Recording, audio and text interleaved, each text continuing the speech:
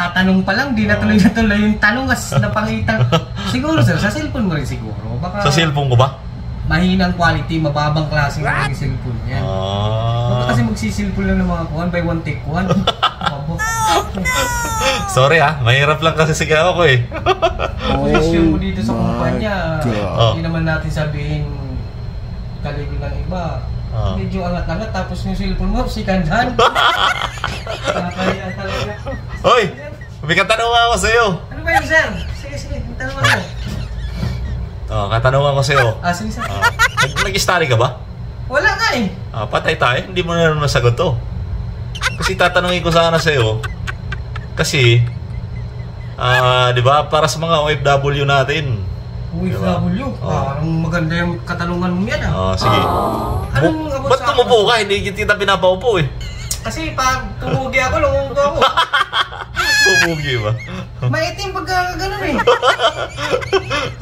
Katanungan ko sa'yo, para to sa mga OFW natin. Tama, mga kwan yan, mga ano nga yung tawag sa mga OFW natin yan. Homesick. Oo. Homesick. Katanungan ko sa'yo, kailan ka nakadilig?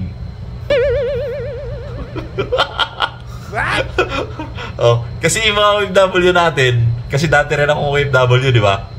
So alam ko yung mga ganung bagay na hindi ka na nakadilig, hindi ka na nadiligan. So ikaw, kailan ka huli ay nakadilig? Matagal na eh. Matagal na? Putay tayo sa mukha mo yan. Wala eh, OFW eh. OFW. Gano'n mo, video call muna, video call. Video call? Wala. Tapos, yun na eh. Siyempre, punta ka muna dun sa, Canlusi.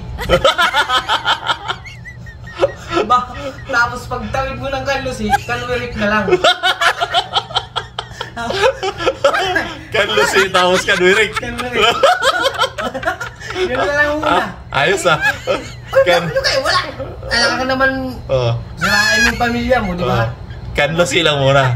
Punta na lang kay Canlusi. Canwirik. Oo. Ayos yun, tutunan ako sa'yo ngayon. Receipt ka ulit. Receipt?